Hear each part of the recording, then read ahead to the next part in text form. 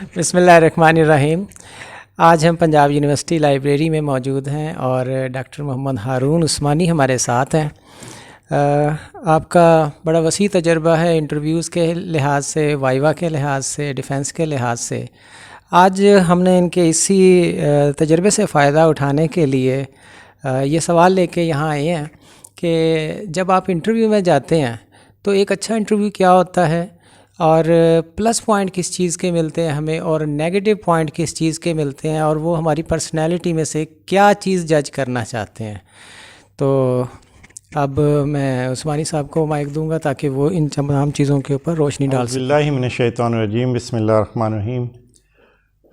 میں بہت شکر گزار ہوں سید سلیم عباس زیدی صاحب آپ کا، اور ایک یہ اہم موضوع کی طرف آپ نے آج توجہ دلائی ہے۔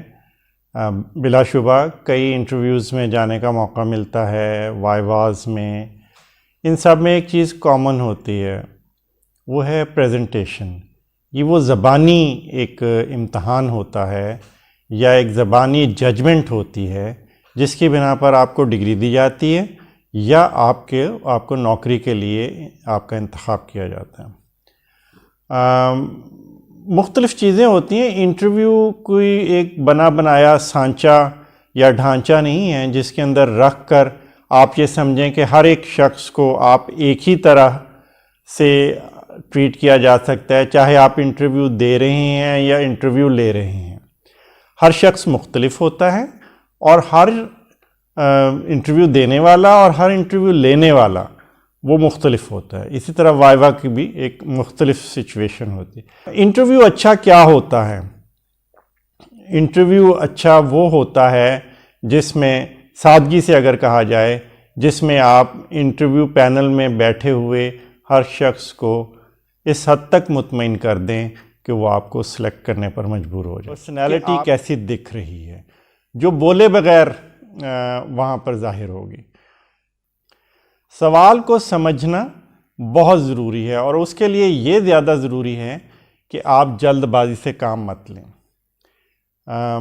ضروری یہ ہوتا ہے کہ آپ تھوڑی دیر توقف کریں، پوری بات ہونے دیں، اس کے بعد بے شک اس کے بعد بھی آپ 5-7 سیکنڈ لے لیں اس چیز کو سمجھنے میں کہ کیا یہ ایک سنگل فیز کا سوال ہے یا اس کے ملٹی فیزز ہیں، اور اس کو اسی ترتیب سے، جس ترتیب سے پوچھا گیا ہے سوال، اسی ترتیب سے جواب دیتے چلیں۔ کوشش یہ کریں کہ جس پر نہیں کانفیڈنٹ ہیں اس کو آپ زیادہ ڈیٹیل میں مت جائیں، اور آپ اس چیز پہ ڈیٹیل میں جائیں جو آپ جن چیزوں کے بارے میں آپ واضح اور بالکل کلیئر۔ بعض اوقات ایسا ہوتا ہے کہ آپ کو سوال نہیں آتا، اور کچھ کینڈیڈیٹس کو دیکھا گیا کہ وہ اس کا جواب دینے کی کوشش کرتے ہیں۔ یہ کوئی آپ کا ڈگری کے لیے دیا گیا کویسچن پیپر نہیں ہے کہ جس کے اندر آپ کچھ بھی کوشش کریں کہ میں لکھ دوں گا تو چلو کچھ لکھے کے نمبر مل جائیں گے۔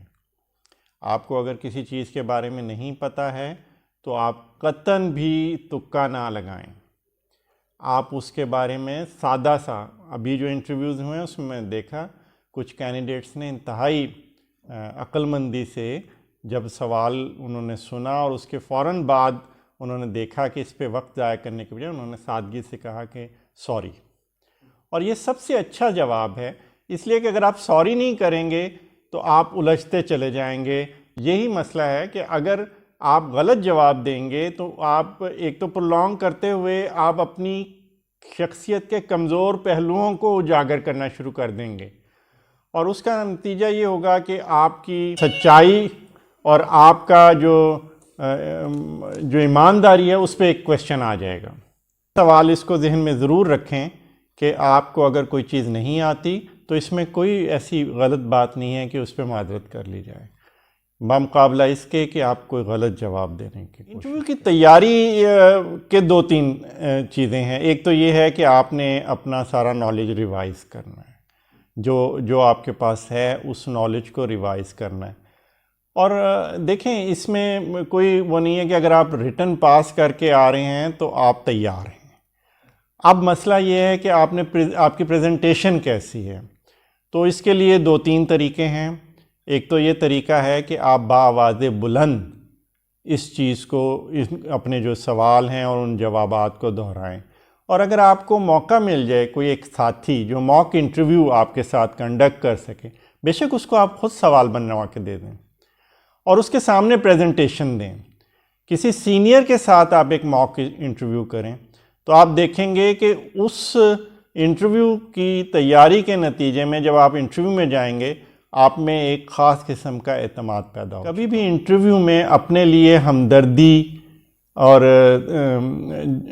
جو ترس کھانے والا عنصر حاصل کرنے کی کوشش مت کیجیے. یہ کمزور آدمی کی نشانی ہوتی ہے. آپ ایک کانفیڈنٹ آدمی کے طور پہ جا رہے ہیں، ایک ایگزیکٹو پوسٹ کے لیے جا رہے ہیں.